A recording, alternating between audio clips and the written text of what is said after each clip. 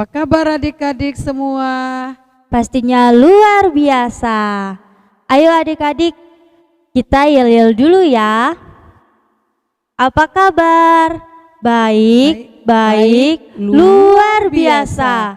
Yes, yes, yes. Semangat. Jumpa lagi adik-adik semua yang ada di rumah bersama Kak Lucy dan Kak Mardiana. Adik-adik, kakak harap adik-adik di rumah sudah mempersiapkan diri untuk beribadah kepada Tuhan dengan berpakaian yang rapi, duduk yang manis, serta mempersiapkan Alkitabnya di rumah. Karena ibadah kita akan segera kita mulai. adik-adik semua, sebelum kita memuji Tuhan, kita datang kepada Tuhan terlebih dahulu ya. Kita memulainya dengan doa syukur kita. Mari kita berdoa. Kak Lucy pimpin kita dalam doa. Mari kita berdoa. Bapa kami dalam kerajaan sorga, terima kasih Bapa karena Engkau telah menjaga kami, melindungi kami, sehingga pada pagi hari ini kami dapat beribadah kepadamu ya Bapa. Untuk itu Tuhan sertai ibadah kami dari awal, pertengahan hingga dapat berakhir. Ini doa kami Bapa dalam nama Tuhan Yesus. Haleluya. Amin. Adik-adik di rumah, marilah kita semua datang kepada Tuhan dengan menyanyikan sebuah pujian yang berjudul Saya Bergirang, Mengapa Kau Bergirang.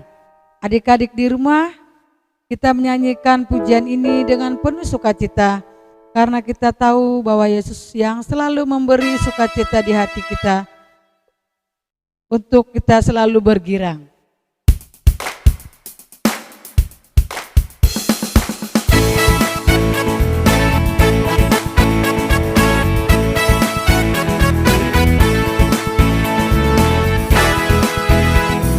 Saya bergirang, mengapa kau bergirang?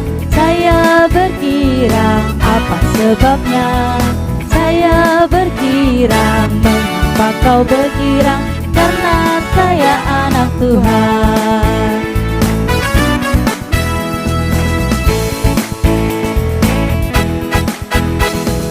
Saya bergirang, mengapa kau bergirang? Saya bergirang, apa sebabnya? Saya bergirang, mengapa kau bergirang? Karena saya anak Tuhan. Sekarang ku selalu bergirang, bernyanyi sambil bertepuk tangan, bersaksi dari cintanya Tuhan. Siang malam ku selalu bergirang.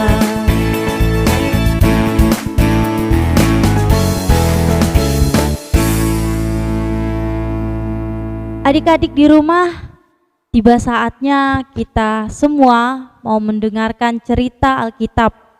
Sebelumnya kita menyanyi satu pujian kepada Tuhan, yaitu baca kitab suci, doa tiap hari. Ayo adik-adik semua kita memuji Tuhan.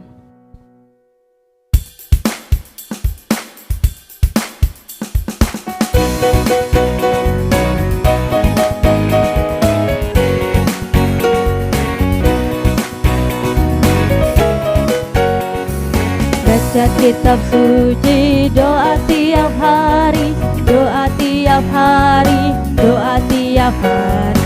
Baca kitab suci, doa tiap hari kalau mau tumbuh, kalau mau tumbuh, kalau mau tumbuh. Glory haleluya. Baca kitab suci, doa tiap hari kalau mau tumbuh.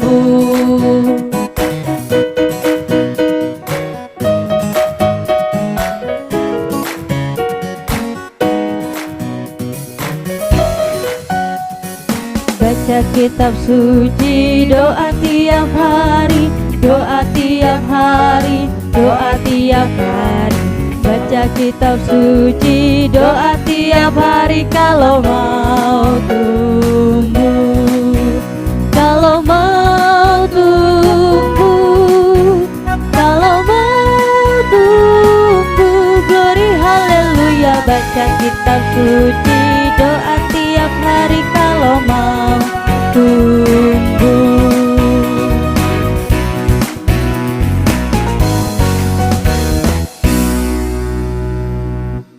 adik-adik di rumah, sekarang saatnya kita mendengarkan cerita firman Tuhan yang akan disampaikan oleh Ibu Gembala, yaitu Bunda Kuarti Otnel.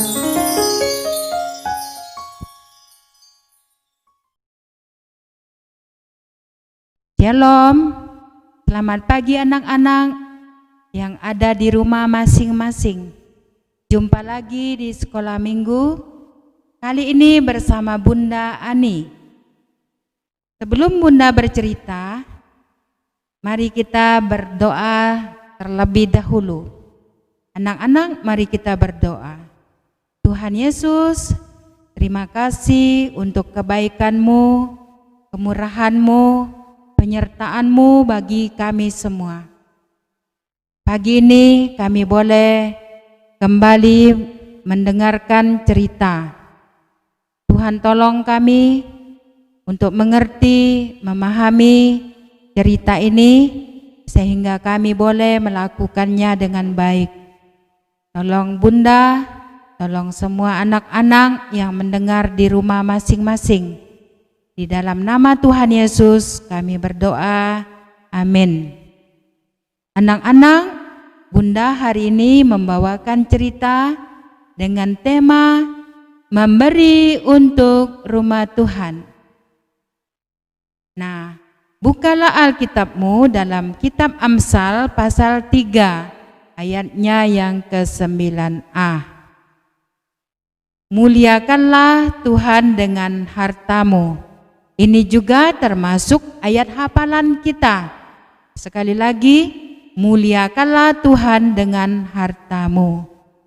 Nah, bagaimana cara kita memuliakan Tuhan dengan harta kita? Mari simaklah cerita Bunda hari ini. Selama hampir setahun bangsa Israel hidup di padang belantara. Padang belantara adalah suatu tempat yang tidak menyenangkan untuk mereka. Tidak ada sawah ladang, tidak ada pohon buah-buahan, tidak ada rumput ataupun bunga. Yang terlihat hanya pasir, batu, tumbuhan kering, dan semak duri. Membosankan sekali kan? Hanya sewaktu-waktu mereka sampai ke suatu tempat di mana terdapat air. Mereka tinggal di tenda-tenda yang mereka lipat bersama-sama jika mereka harus pindah ke tempat yang lain atau tempat yang baru. Mengapa bangsa Israel tinggal di daerah yang kering dan gersang ini? Sebenarnya mereka tidak tinggal di sana. Mereka hanya berjalan melewatinya. Mereka keluar dari negeri Mesir di mana mereka telah tinggal dan bekerja sebagai budak. Sekarang mereka dalam perjalanan ke negeri yang indah dan subur yang Tuhan janjikan kepada mereka. Tuhan menyertai mereka dalam perjalanan mereka di padang belantara. Tuhan memberi mereka seorang pemimpin, yaitu Musa, seorang yang baik dan sabar. Setiap pagi Tuhan menurunkan roti dari langit. Wow, roti itu bernama mana? Kalau tidak ada air, Tuhan memberi air keluar dari batu karang. Hebat sekali ya, itu sangat ajaib. Itu karena kuasa Tuhan. Mana turun dari langit saat mereka membutuhkannya, air dikeluarkan dari batu yang keras saat mereka haus. Luar biasa. Meskipun Tuhan memelihara mereka dengan sangat baik, bangsa Israel sering menggerutu dan mengeluh.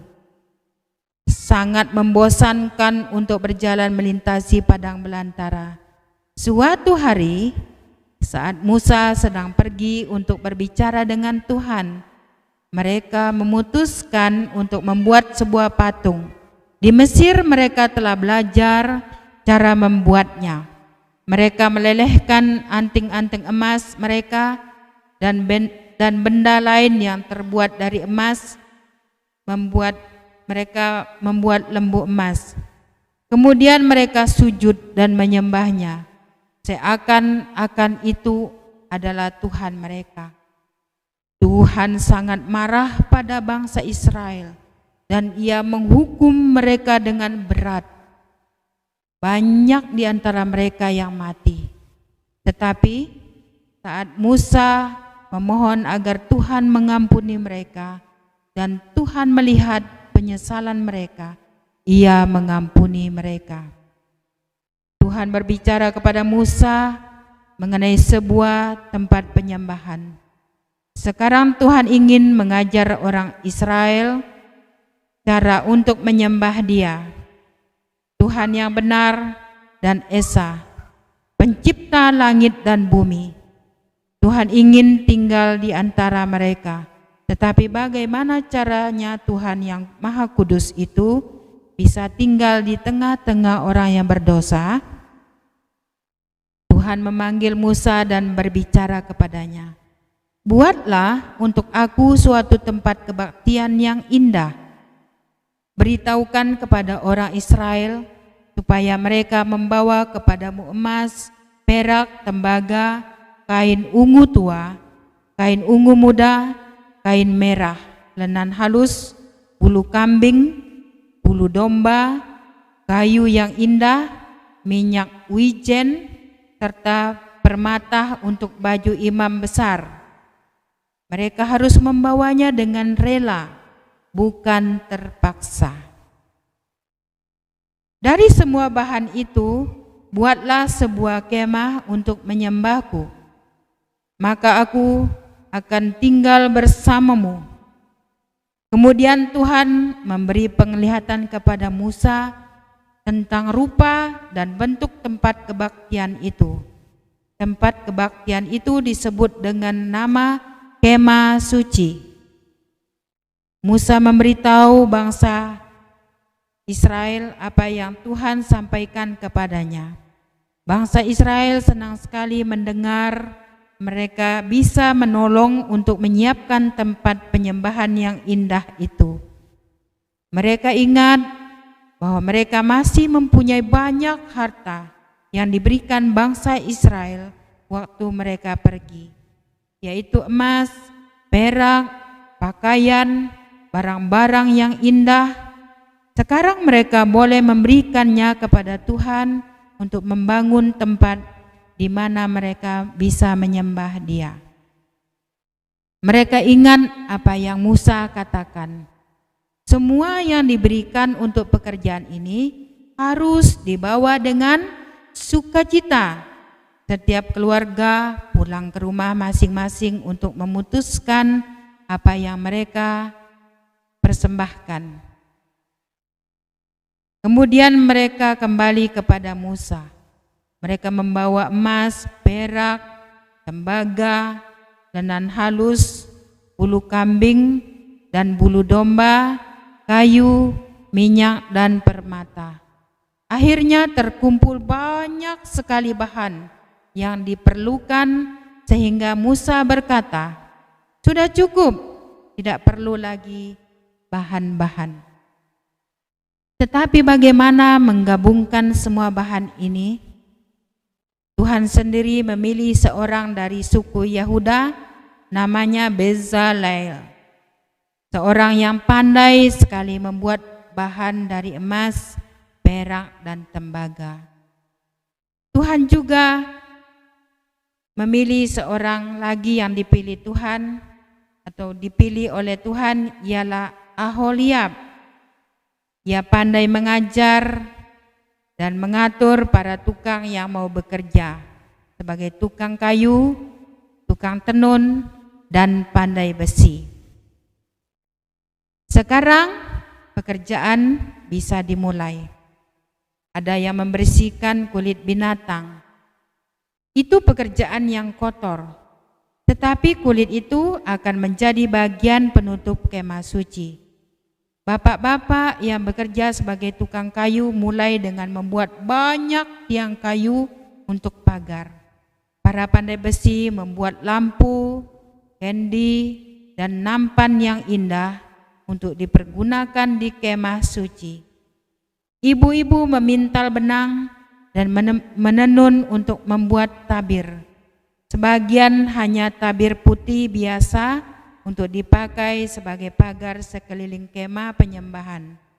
Tetapi tirai bagian dalam kemah, di dalam kemah dibuat dengan warna-warni yang indah dan dengan sulaman malaikat. Ibu-ibu juga menjahit pakaian yang indah untuk imam besar Harun. Ia adalah kakak Musa. Anak-anak lelaki akan menjadi imam-imam bersama ayahnya. Untuk mereka juga dibuatkan pakaian yang istimewa. Musa memastikan bahwa semua dibuat sesuai dengan penglihatan yang diberikan Tuhan kepadanya. Ia mengawasi tukang yang membuat perabot untuk kemah suci. Mereka membuat meja dan tiang lampu emas. Mereka membuat kotak yang dilapisi emas. Di dalamnya mereka meletakkan 2 buah loh batu yang bertuliskan 10 hukum. Mereka membuat tutup dengan 2 malaikat yang indah di atasnya. Semua sudah siap. Orang-orang memasang tiang dan pagar sekeliling kemah penyembahan. Kemudian mereka mendirikan kemah suci. Kaum pria memasukkan perabot yang indah dan peralatan yang lain ke dalamnya. Juga kotak di mana ke-10 hukum berada. Akhirnya mereka menutupinya dengan 3 lapisan yang terbuat dari kulit binatang. Sekarang kemah suci kelihatan seperti kemah mereka, hanya lebih besar dan jauh lebih indah di dalamnya. Kemah suci diletakkan di tengah-tengah perkemahan bangsa Israel. Setelah semuanya selesai, Musa sangat puas. Kemah suci itu tepat seperti penglihatan yang Tuhan berikan kepadanya. Ia memberkati bangsa Israel yang bekerja dengan tekun dan dengan sukacita untuk membuat tempat penyembahan itu. Kemudian sesuatu yang indah terjadi. Sebuah awan putih yang besar menaungi kemah itu. Itulah tanda bahwa Tuhan hadir di tengah-tengah mereka. Meskipun mereka tidak dapat melihat Dia, Tuhan tidak hanya hadir pada siang hari, tetapi juga pada waktu malam saat mereka beristirahat tidur. Saat itu cahaya bersinar dari awan itu sehingga kelihatan seperti tiang api. Setelah kemah suci dibuat, bangsa Israel pergi ke sana untuk menyembah Tuhan. Mereka tidak mau menyembah ala-ala lain lagi, karena Tuhan mengajar mereka bagaimana menyembah Dia dengan benar. Mereka sangat bersyukur bahwa mereka dapat memberi dari harta mereka untuk mendirikan atau membuat kemah suci yang sangat indah itu. Anak-anak, kita juga bisa memberi untuk rumah Tuhan.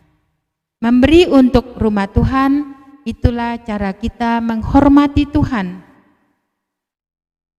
Bagaimana cara kita menghormati rumah Tuhan? Mari kita memberi dengan sukacita, bukan dengan terpaksa.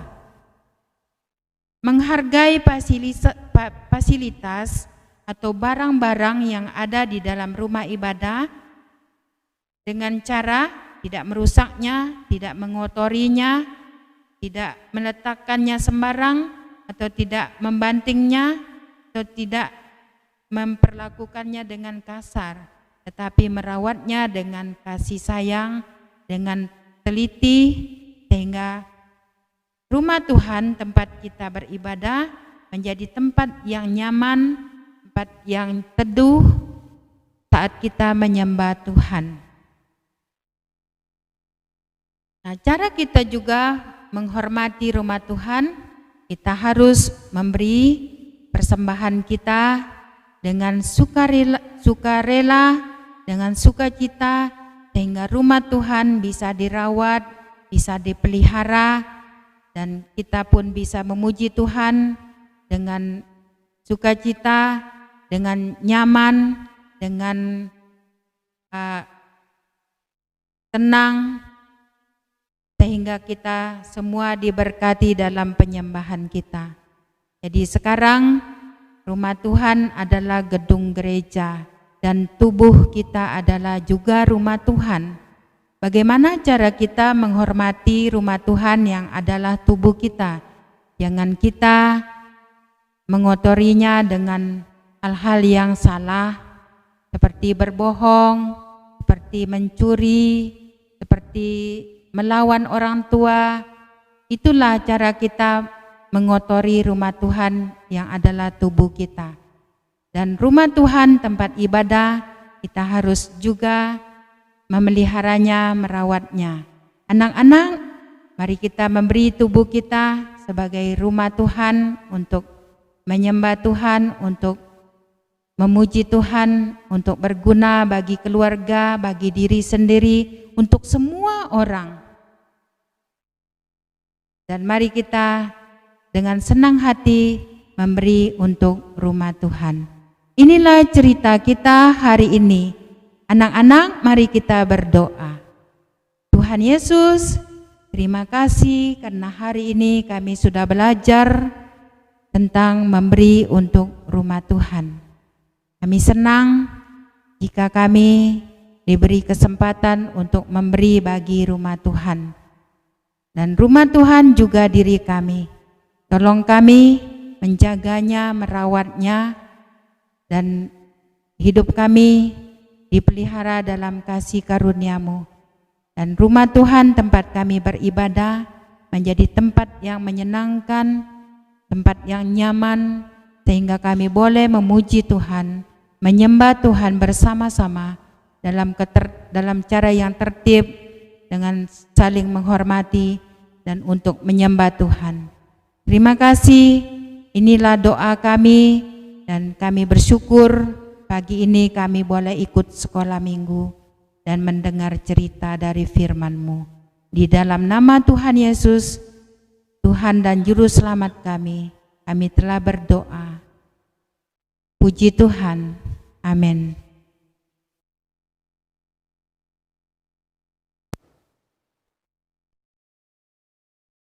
Oke adik-adik, sampai di sini dulu ya ibadah online sekolah minggu kita. Kita akan berjumpa lagi minggu depan. Tetap semangat ya adik-adik. Terima kasih dan selamat hari Minggu semua. Tuhan Yesus memberkati.